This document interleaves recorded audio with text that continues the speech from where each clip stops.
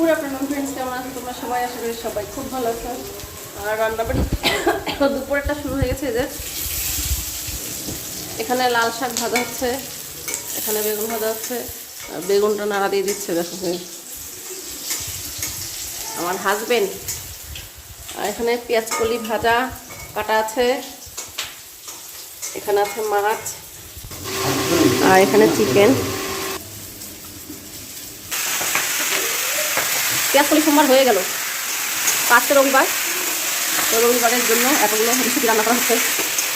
শাকটা একটুখানি হয়ে গেল, শীতের দিনে টাটকা টাটকা শাক না অল্প হয়ে যায়, তাই না? ওইদিকে আমার মা সবজি কেটে দিচ্ছে, আর এদিকে পেঁয়াজ কলি সোমবার হয়ে গেছে। মাছটাকে ধুয়ে নেব।